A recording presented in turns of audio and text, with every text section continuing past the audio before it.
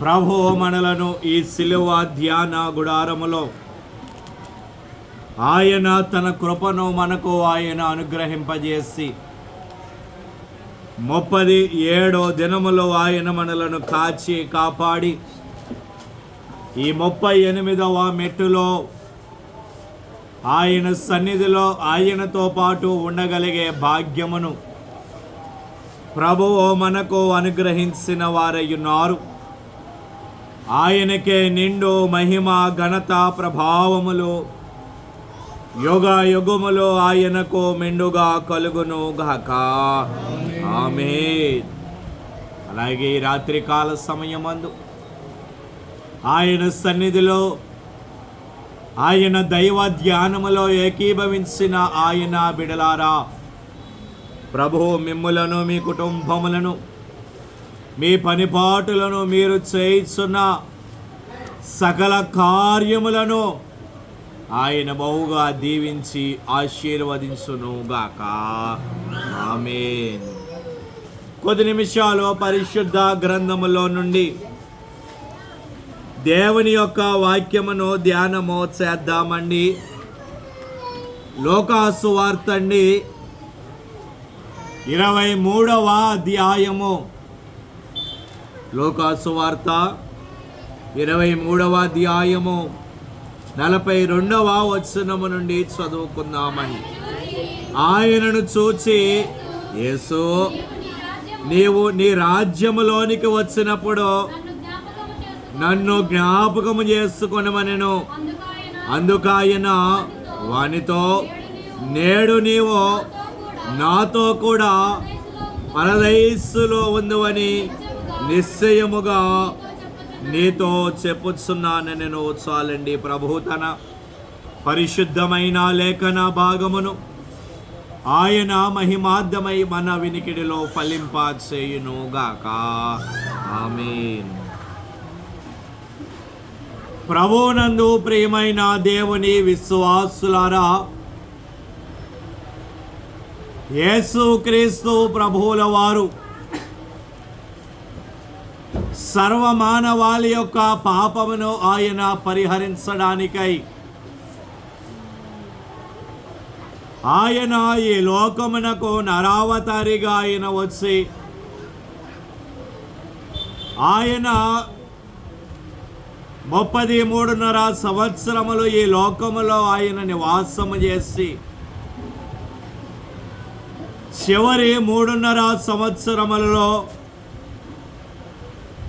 ఫలమైనటువంటి సేవా పరిచర్యను చేసినటువంటి ఆయన తండ్రి పంపిన చిత్తాన్ని నెరవేర్చడానికి ఆయన పనిని సంపూర్ణము చేసుకొని మంచి పరిశుద్ధ గురువారము రోజున ఆయన ప్రధాన యాజకుని ద్వారా ఇస్కరియోతు యోధ ద్వారా గెత్సెమనే తోటలో ఆయన బంధించబడిన వారుగా ఉన్నారు. ఆ తోటలో బంధించబడినటువంటి ఆయన మంచి శుక్రవారపు దినమున గొల్గతా అనబడే కొండ మీద ఆయన సిలువ వేయబడినటువంటి వారుగా ఉన్నారు. ఉదయము 9 గంటలకు సిలువ వేయబడినటువంటి ఆయన మధ్యాహ్నము 3 గంటల వరకు ఆయన సిలువలో ఆయన వ్రేలాడిన వారుగా ఉన్నటువంటి వారై ఉన్నారు. ఈ 6 గంటల వ్యవధిలో కూడా ఆయన ప్రపంచమునకు అవసరమైనటువంటి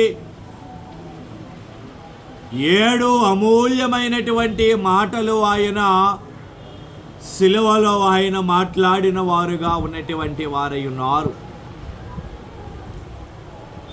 ఎన్నో బోధలు ఆయన చేస్తారండి. ఆయన శరీరధారిగా ఉన్న దినములలో ఎన్నో వర్తమానములు ఆయన అందించారు. ఎన్నో మాటలు ఆయన మాట్లాడారు. కానీ వాటన్నింటికంటే ఆయన ఈ సిలువలో మాట్లాడినటువంటి ఈ 7 మాటలు కూడా అత్యంత ప్రాముఖ్యత సంతరించుకున్నటువంటివై ఉన్నవి. ఆయన బిడలముగా ఉన్నటువంటి మనము ప్రతి సంవత్సరము కూడా సిలువ ధ్యానములలో ఆయన మాట్లాడినటువంటి ఈ 7 మాటలను మనము ధ్యానము చేయుచున్నటువంటి వారముగా ఉన్నాము. నిన్నటి దినమందు మొదటి మాటను గురించి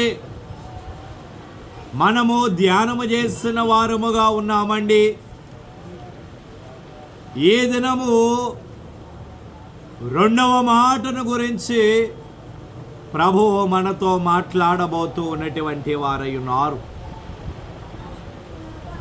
ఆయన గొల్గతా కొండ మీద సిలువ వేయబడినప్పుడు ఆయన ఒక్కరే ఆ కొండ మీద సిలువ వేయబడలేదండి. ఆయనకు ఎడమవైపున ఒక దొంగ, కుడివైపున ఒక దొంగ ఆయనతో పాటు వారు సిలువ వేయబడిన వారుగా ఉన్నారు. వారు ఇరువురు కూడా బందిపోటు దొంగలు, నరహత్య చేసిన వారు. అటువంటి వారు ఆయనతో పాటుగా సిలువ వేయబడిన వారుగా ఉన్నారు. అయితే ఎడమ వైపున ఉన్నటువంటి దొంగ ప్రభువుని చూసి అంటూ ఉన్నాడు, నీవు క్రీస్తువు కదా, నిన్ను నీవు రక్షించుకొని మమ్ములను కూడా రక్షించుము అని ఎడమవైపున ఉన్న దొంగ ప్రభువుని చూచి అంటూ ఉన్నాడు. అందుకు కుడివైపున ఉన్నటువంటి దొంగ ఆ దొంగను గద్దించాడు. ఆ దొంగను గద్దించి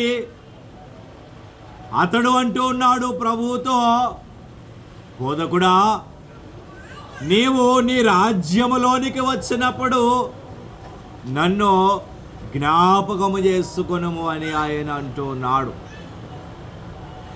దానికి ప్రభువేమన్నారు, సరేనయ్యా, నీవు ఎప్పుడో నా రాజ్యములోనికి వచ్చినప్పుడు అన్నావు కదా, అప్పుడు నేను నిన్ను జ్ఞాపకము చేసుకుంటానులే అని ప్రభు అన్నాడా? లేదే. ఏమన్నారు ఆయన? నేడే నీవు నాతో కూడా పరదైస్సులో ఉండు అని ఆయన అన్నటువంటి వారై ఉన్నారు. ఎవరండి ఆయనను అడిగినది?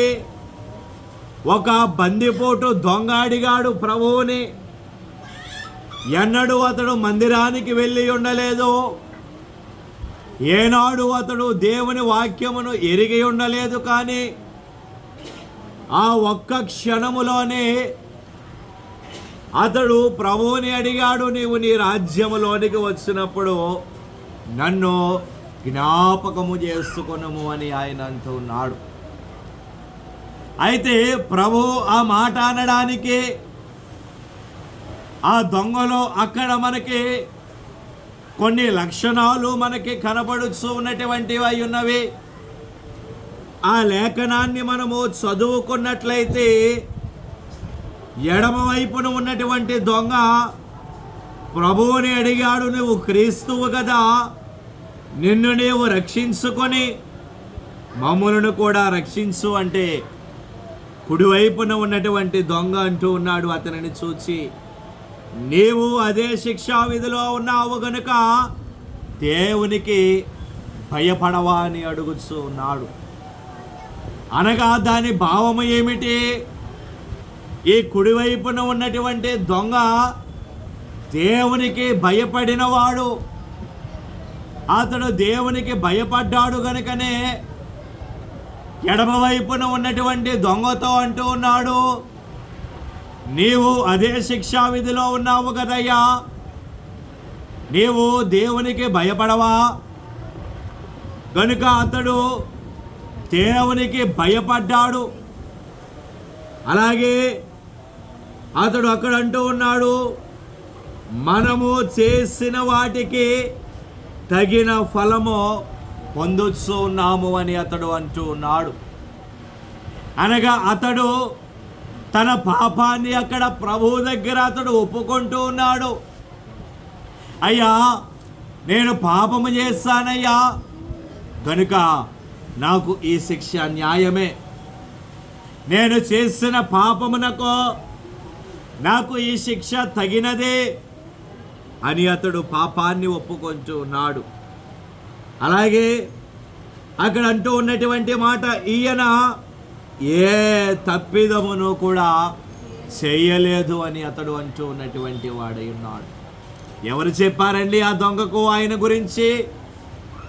ఆయన ఏ తప్పిదము చెయ్యలేదు అని ఎవరు చెప్పారు ఆయనకు? అతడు తనకు తానుగా తెలుసుకుని ఆ మొదటి మాటను బట్టి ప్రభువు ఏ మాట అయితే మొదటిగా తండ్రి వీరేమి చేయుచున్నారో వీరు ఎరుగరు గనుక వీరిని క్షమించుము అన్నటువంటి మాట ఎప్పుడైతే ఈ కుడివైపున ఉన్నటువంటి దొంగ విన్నాడో అతడు అంటూ ఉన్నాడు ఎడమవైపు ఉన్నటువంటి దొంగతో, ఈయన ఏ తప్పిదమును చేసి ఉండలేదు. అనగా దేవుని గురించి అతడు అక్కడ సాక్ష్యమిచ్చు ఉన్నాడు. ఆ కుడివైపున ఉన్నటువంటి దొంగను చూచి, ప్రభు నేడే నీవు నాతో పరదైస్సులో ఉంది అనడానికి అతనిలో ఉన్న లక్షణము అతడు దేవుని గురించి సాక్ష్యమిచ్చు ఉన్నాడు. అలాగే అక్కడ అతడు అంటూ ఉన్నాడు ప్రభువుతో, యేసు నీవు నీ రాజ్యములోనికి వచ్చినప్పుడు నన్ను జ్ఞాపకము చేసుకొనము అంటాడు. అనగా తన జీవిత కాలములో ఏనాడు ప్రార్థన అంటే ఎరుగనటువంటి ఆ దొంగ, ఏనాడు దేవుని ప్రార్థనను గురించి ఎరుగనటువంటి ఆ దొంగ అక్కడ ఆ సమయంలో ప్రభువుకి అతడు ప్రార్థన చేస్తూ ఉన్నాడు. నీవు నీ రాజ్యములోనికి వచ్చినప్పుడు నన్ను జ్ఞాపకము చేసుకోవయ్యా అని ప్రభువుని ఆయన ప్రార్థన చేస్తూ ఉన్నాడు. అంత మాత్రమే కాదు కానీ యేసు ప్రభువుల వారే దేవుడు అని ఆయన గ్రహించాడు. అలాగే ఆయన యొక్క మార్గము పరలోకమునకు మార్గము క్రీస్తు ప్రభువే అని ఆ దొంగ గ్రహించాడు. అలాగే అక్కడ అతడు అంటూ ఉన్నాడు, నీవు నీ రాజ్యములోనికి వచ్చినప్పుడు నన్ను జ్ఞాపకం చేసుకోమంటూ ఉన్నాడు. అంటే మరణము తర్వాత కూడా జీవము ఉన్నది, అది పరలోక రాజ్యములో ఉన్నది అని అతడు గ్రహించాడు. అతడు ప్రభువు మాట్లాడిన మాట ద్వారా అతడు గ్రహించి, అయ్యో నేను మరణిస్తే ఆ మరణము తర్వాత ఒక జీవము ఉన్నది, అది పరలోక రాజ్యములో ఉన్నది, దాన్ని నేను పొందుకోకపోతే నరకానికి నేను వెళ్ళిపోతాను అని అతడు గ్రహించాడు. కనుకనే అయ్యా నీవు నీ రాజ్యములోనికి వచ్చినప్పుడు నన్ను జ్ఞాపకము చేసుకొనుము అని అతడు అంటూ ఉన్నాడు. ఎప్పుడైతే ఈ విషయాలన్నీ దొంగ గ్రహించాడో అతడు చేసిన ఆ ఒక్క ప్రార్థన దేవునిని కదిలించినటువంటిదయ్యింది. అందుకే దేవుడు అంటూ ఉన్నటువంటి మాట, అతడు అనగానే దేవుడు ఏమాత్రమును కూడా ఆలస్యము చేయలేదండి. ఏమాత్రము కూడా ఆ దొంగ విషయంలో ప్రభు ఆలస్యము చేయలేదు. వెంటనే ప్రభు అన్నారు, నేడే నీవు నాతో కూడా పరదైస్సులో ఉండు అని ఆయన అంటూ ఉన్నటువంటి వారైనారు. ఆనాడు ఆ దొంగను పరలోక రాజ్యములోనికి చేర్చుకున్నటువంటి ఆయన ఆ దొంగను ఆయన పరదైస్సులోనికి చేర్చుకున్నటువంటి ఆయన అప్పటి వరకు బందిపోటు దొంగగా ఉన్నటువంటి అతడిని ప్రభువు చేర్చుకున్నారే. ఎన్నో దొంగతనములు చేసిన అతడిని ప్రభువే తన రాజ్యములోనికి చేర్చుకున్నారే. మరి ఈనాడు మనలను ఆయన ఆ రాజ్యములోనికి చేర్చుకోరంటారా? ఖచ్చితంగా ఆయన చేర్చుకుంటారు. ఖచ్చితంగా ఆయన తన పరదైస్సులోనికి, ఆయన రాజ్యములోనికి మనలను ఆయన వారసులనిగా ఆయన చేస్తారు. అయితే ఎవరు ఆయన రాజ్యములో ఉంటారు? ఎవరు ఆయన రాజ్యములో ఉంటారు అనబడేది ప్రధానమైనటువంటి ప్రశ్నగా మనకి అగుపడుచు ఉన్నటువంటిదై ఉన్నది. ఎవరు దేవుని రాజ్యములో ఉంటారు? ఈ రాత్రికాల సమయమందు కొన్ని విషయాలు పరిశుద్ధ గ్రంథములో నుండి మనము ధ్యానము చేద్దాము ప్రియులారా. మత్తయి సువార్త అండి 3వ అధ్యాయము, మత్తయి సువార్త 3వ అధ్యాయము 2వ వచనం అండి. పరలోక రాజ్యము సమీపించి ఉన్నది, మారు మనస్సు పొందుడని యోదయారణ్యములో ప్రకటించుచుండెను. చాలండి. మొదటిగా ఎవరు పరలోక రాజ్యములో స్థానమును సంపాదించుకుంటారు అంటే బాప్తిస్మమిచ్చు యోహాను గారు జకర్యా ఎలిజబెతముల గర్భములో నుండి వరపుత్రునిగా వచ్చినటువంటి ఆయన అరణ్యములో ఉండి అడవి మిడతలను తేనెలు తిని బ్రతికేటటువంటి ఆయన అరణ్యములో అతడు సంచారము చేయొచ్చు, ఆయన ప్రకటన చేయొచ్చు ఉన్నటువంటి మాట ఏమిటి అంటే పరలోక రాజ్యము సమీపించి ఉన్నది, మారు మనస్సు పొందుడి అని ఆయన ప్రకటన చేయుచున్నాడు. కనుక నేనంటాను, మొట్టమొదటిగా ఎవరు పరలోక రాజ్యములో, ఆయన రాజ్యములో, దైవరాజ్యములో ఎవరు స్థానమును సంపాదించుకుంటారు అంటే ఎవరైతే మారు మనస్సును పొందుకుంటారో వారు మాత్రమే పరలోక రాజ్యములో స్థానమును సంపాదించుకోగలరు. దేవునికి స్తోత్రం. ఎవరైతే మారు మనస్సు పొందుకుంటారో వారి యొక్క పాపపు స్థితిని విడిచిపెట్టి, వారి యొక్క పాపపు మార్గములను విడిచిపెట్టి, వారి యొక్క పాపపు జీవితాన్ని విడిచిపెట్టి ఎవరైతే మారు మనస్సు పొందుతారో, ఎవరైతే రక్షణ పొందుకుంటారో వారు మాత్రమే పరలోక రాజ్యములో స్థానాన్ని సంపాదించుకోగలరు. నిజమేనండి, ఈనాడు మారు మనస్సు పొందకుండా మనము దేవుని రాజ్యములో స్థానాన్ని మనము పొందుకోలేము. అన్నిటికంటే ప్రధానమైనది రక్షణ, ప్రధానమైనది ప్రియులారా. ఈనాడు అనేక మంది ఆ రక్షణ పొందుకోవడానికి ఆలస్యము చేస్తూ ఉన్నారు. ప్రభు రాకడ ఇంకా ఆలస్యం అవుతూ ఉన్నది కదా అని వారును కూడా రక్షణ పొందుకోవడానికి ఆలస్యము చేస్తూ ఉన్నారు. ఏమో, ఈ దినమే ఒకవేళ దేవుని రాకడైతే, ఈ దినమే ఒకవేళ ఆయన మేఘముల మీద వచ్చినట్లయితే ఎగిరి వెళ్ళగలిగే అంతస్తు మనలో ఉన్నదా? ఆయన రాజ్యములోనికి స్థానము సంపాదించుకోగలిగే అంతస్తు, అటువంటి మారు మనస్సు కలిగిన స్థితిని మనము పొందుకొని ఉన్నామా?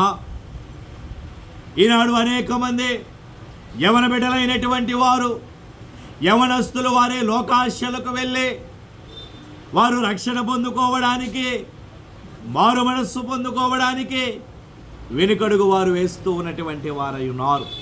ఏమో, కాలం ఎప్పుడు ఎలాగో ఉంటుందో ఎవరము మనము చెప్పలేము.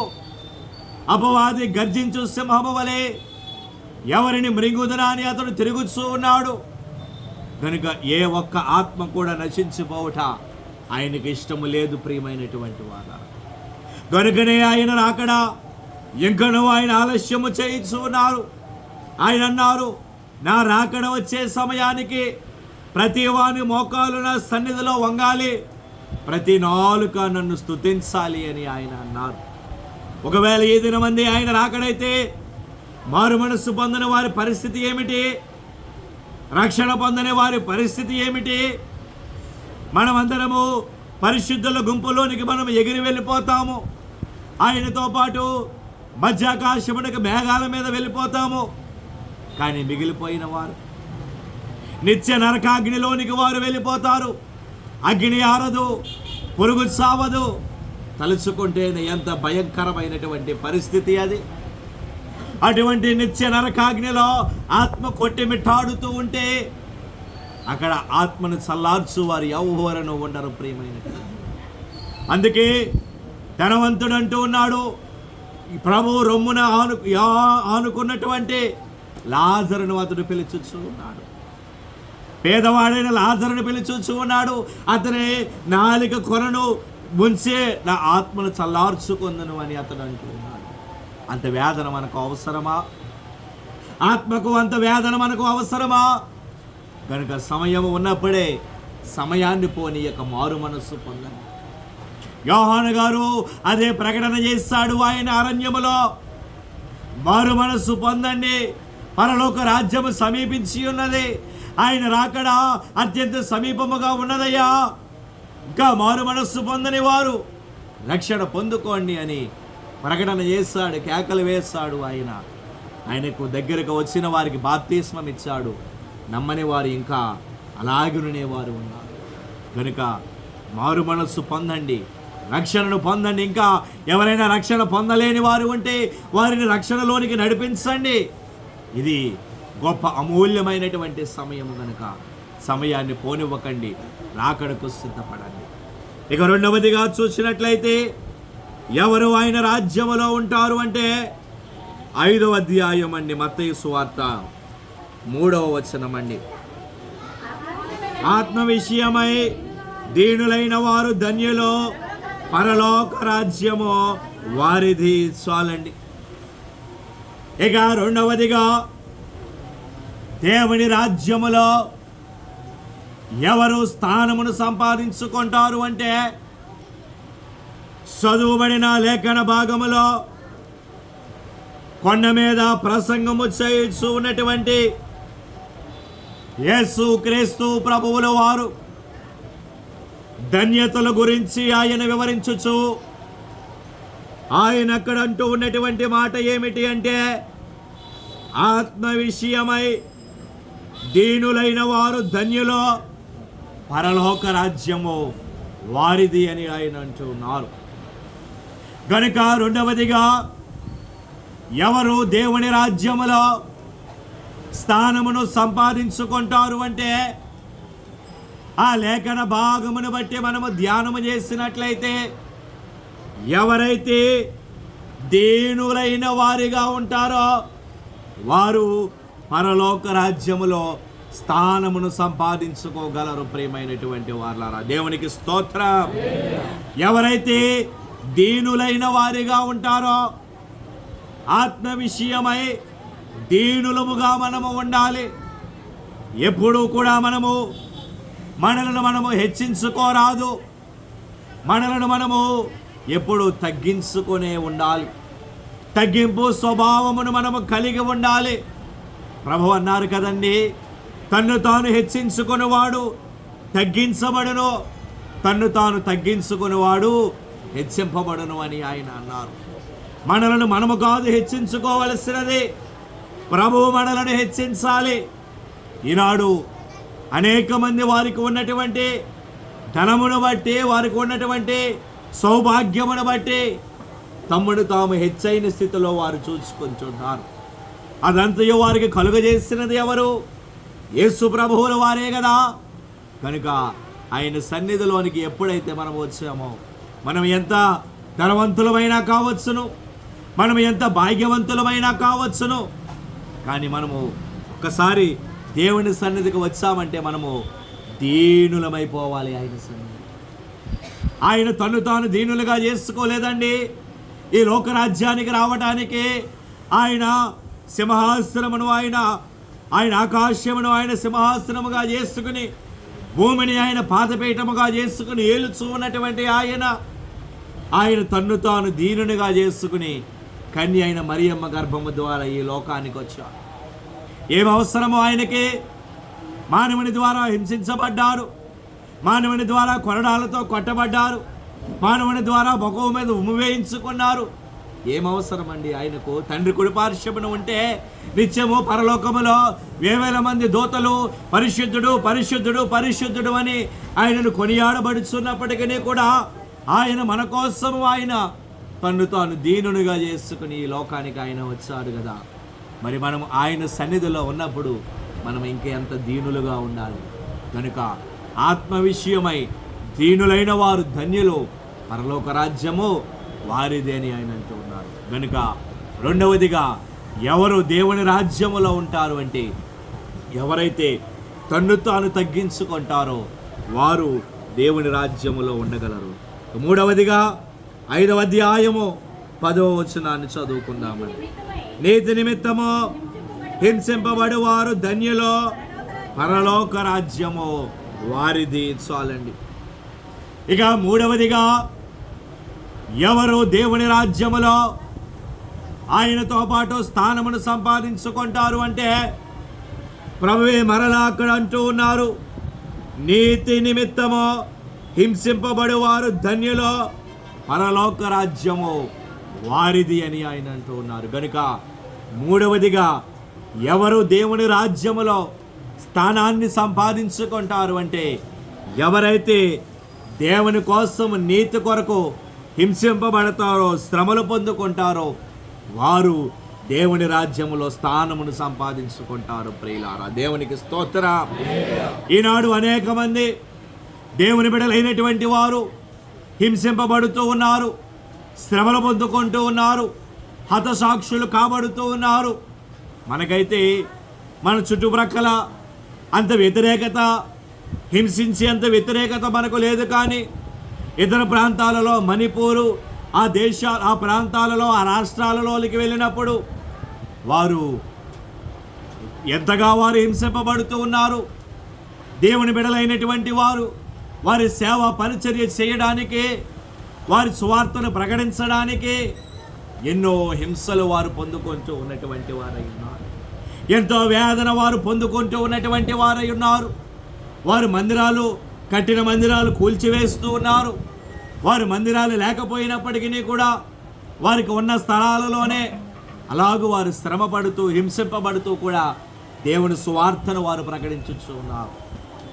అలాగును ఎవరైతే హింసింపబడుతూ ఉన్నారో, అలాగును ఎవరైతే నీతి కొరకు శ్రమలు పొందుతూ ఉన్నారో, దేవుని కొరకు ఎవరైతే రాజ్యము కోసము శ్రమలు పొందుకుంటూ ఉన్నారో వారిదే పరలోక రాజ్యం అని దేవుడు అంటూ ఉన్నటువంటి వారై ఉన్నారు. దేవునికి స్తోత్రం.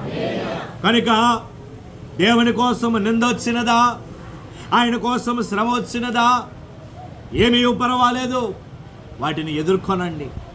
పౌలు అన్నాడు, ఏమన్నాడు? నా మట్టుకైతే బ్రతుకుట క్రీస్తే, చావైతే నాకు మేలు అన్నాడు పౌలు. దేవుని బిడ్డలను ఎంతగానో హింసించాడు సౌలుగా ఉన్నటువంటి దినాలలో. కానీ అటువంటి సౌలును దేవుడు మార్చుకోలేదా? అటువంటి సౌలును దేవుడు పౌలుగా మార్చుకోలేదా? కనుక ఈనాడు మనకి ఎంతోమంది వ్యతిరేకతగా ఉండి ఉండవచ్చు. ఎంతోమంది దేవునికి వ్యతిరేకమైనటువంటి సౌలులు ఎంతోమంది దినాలలో ఉండి ఉండవచ్చును. కానీ రేపటి దినమున వారే బలమైనటువంటి పౌలులుగా దేవుడు మార్చబోతూ ఉన్నటువంటి వారై ఉన్నారు. దేవునికి స్తోత్రం. కనుక నీతి నిమిత్తము హింసింపబడు వారు ధన్యులు, పరలోక రాజ్యము వారిది అని దేవుడు అంటూ ఉన్నాడు. 4వదిగా చూసినట్లయితే 7వ అధ్యాయం అండి, మత్తయి సువార్త 7వ అధ్యాయము 21వ వచనం అండి. ప్రభువా ప్రభువా అని నన్ను పిలుచు ప్రతి వాడును పరలోక రాజ్యములో ప్రవేశింపడు గాని పరలోకమందున్న నా తండ్రి చిత్త ప్రకారము చేయువాడే ప్రవేశించును. చాలండి. ఇక 4వదిగా ఎవరు దేవుని రాజ్యములో ఆయనతో పాటు స్థానమును సంపాదించుకుంటారు అంటే ప్రభువు మాట్లాడుతూ ఉన్నారు అక్కడ అబద్ధ ప్రవక్తలను గురించి, అబద్ధ బోధకులను గురించి ప్రభువు మాట్లాడుతూ అక్కడ అంటూ ఉన్నారు. వారు ఎలాగో ఉంటారు అంటే ప్రభువా ప్రభువా అని పెదవులతో వారు నన్ను పిలుస్తారు. కేవలము ప్రభువా ప్రభువా అని నన్ను పిలిచినంత మాత్రమున వారి పరలోక రాజ్యములో ప్రవేశించరు. కానీ ఎవరైతే పరలోకమందున్న నా తండ్రి చిత్త ప్రకారం ఎవరైతే చేస్తారో వారే అందులో ప్రవేశించును అని ఆయన అంటూ ఉన్నారు. కనుక 4వదిగా ఎవరు దేవుని రాజ్యములో స్థానమును సంపాదించుకుంటారు అంటే ఎవరైతే తండ్రి చిత్త ప్రకారముగా చేయువారు ఉంటారు చూచారు, వారే అందులో ప్రవేశించగలరు.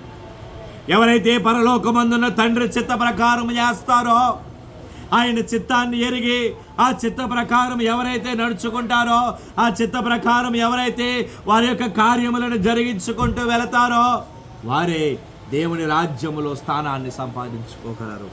ఇక 5వదిగా లూకాసు వార్త అండి, 9వ అధ్యాయము ప్రియులారా. లూకాసు వార్త 9:62 అండి. హాయ్ హాయ్ నాగటి మీద చెయ్యబట్టి వెనుక తట్టు చూచువాడెవడనో దేవుని రాజ్యమునకు పాత్రుడు కాడని వానితో చెప్పాను. చాలండి.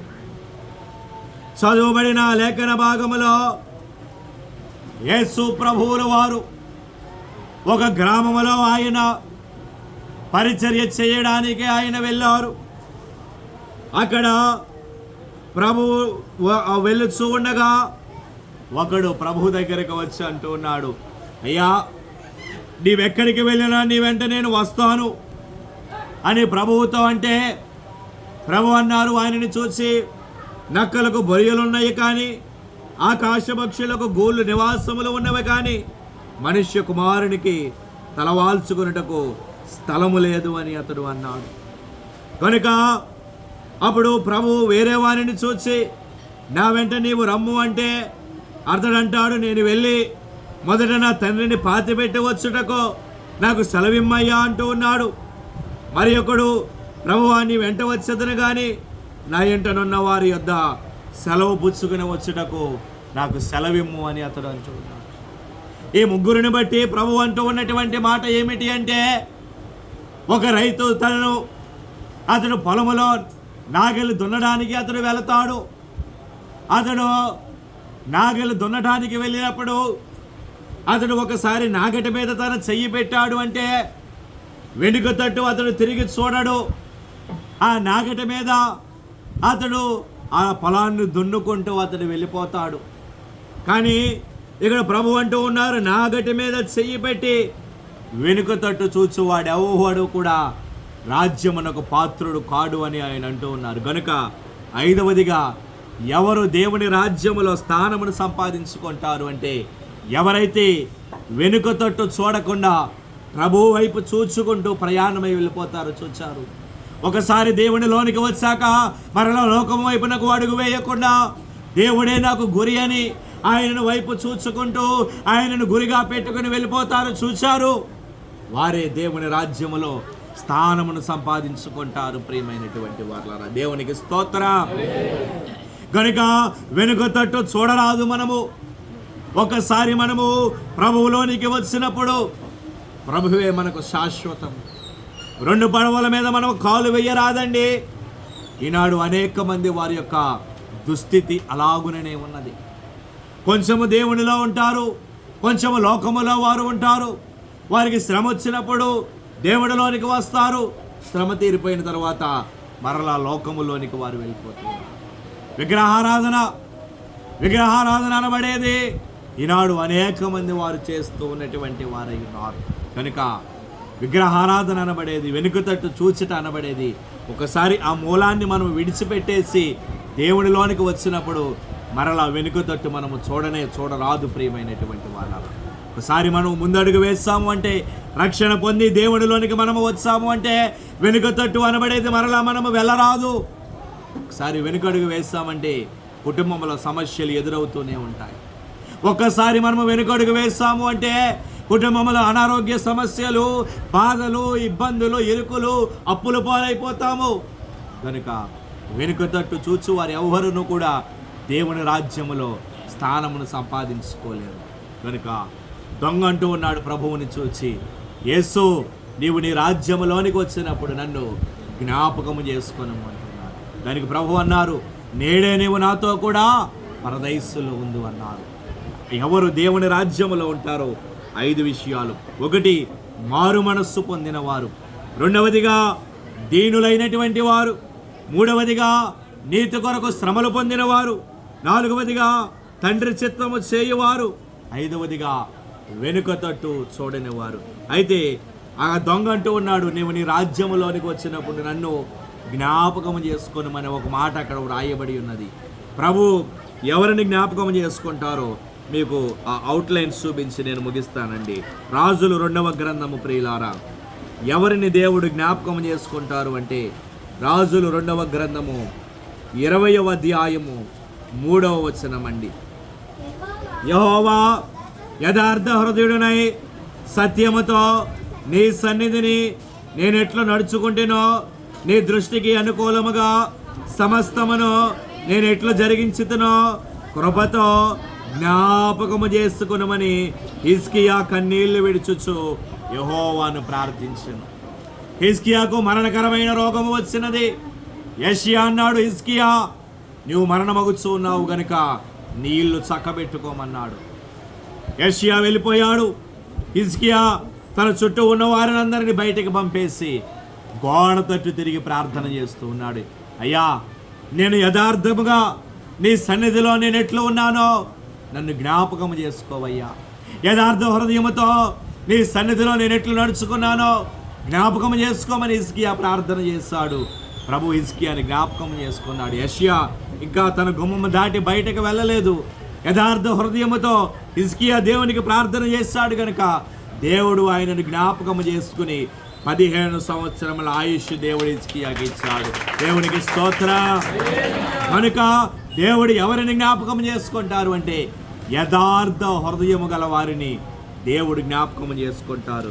కీర్తనల గ్రంథం అండి 112వ కీర్తన ప్రియులారా, 112వ కీర్తన 6వ వచనం అండి. కదిలింపబడరు, నీతిమంతులు నిత్యము జ్ఞాపకములో నుందురు. చాలండి. చదువుబడిన లేఖన భాగములో కీర్తనాకారుడైన దావీదు గారు అంటూ ఉన్నారు, నీతిమంతులు నిత్యము జ్ఞాపకములో ఉందరు కనుక. 2వదిగా ఆయన ఎవరిని జ్ఞాపకం చేసుకుంటారు అంటే ఎవరైతే నీతిమంతులుగా ఉంటారో వారిని దేవుడు జ్ఞాపకం చేసుకుంటారు. ఇక 3వదిగా ఆదికాండం అండి 19వ అధ్యాయము, ఆదికాండము 19:29 అండి. ఆ మైదానపు పట్టణములను పాడు చేసినప్పుడు దేవుడు అబ్రహామును జ్ఞాపకము చేసుకొనెను. చాలండి. ఇక 3వదిగా ప్రభువు సొదొమ గొమొర్రా పట్టణాలను ఆయన నాశనం చేస్తూ ఉన్నప్పుడు అబ్రహాము ఒక ప్రార్థన చేశాడు. అయ్యా, లోతు అక్కడ ఉన్నాడు, అతనిని జ్ఞాపకం చేసుకో, తప్పించమని ప్రార్థన చేశాడు. కనుక నేనంటాను, ప్రభు ఆ పట్టణాన్ని నాశనం చేసేటప్పుడు అబ్రహాముని జ్ఞాపకం చేసుకున్నాడు అంటే అబ్రహాములో ఉన్న లక్షణం ఏమిటి?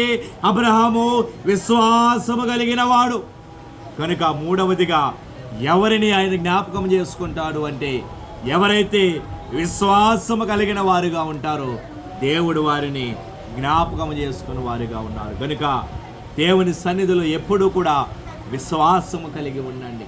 అబ్రహాము వలె విశ్వాసపరుల వలె ఆయన సన్నిధిలో ఉండండి. నిత్యము ఆయన మదిలో జ్ఞాపకమునకు ఉండండి. ప్రభు కృపా దీవెన ఆశీర్వాదములు మీ ఎల్లరికూ సదా తోడయుండునుగాక. ఆమేన్. మోకరిందామండి. ఆయన ధ్యానములోనికి వెళదాము ప్రియులారా. అందరము కూడా మోకరిందాము. ఎండాచే గాయములో మండోచోనో నేను నిండు వేదన సోదరా నుండే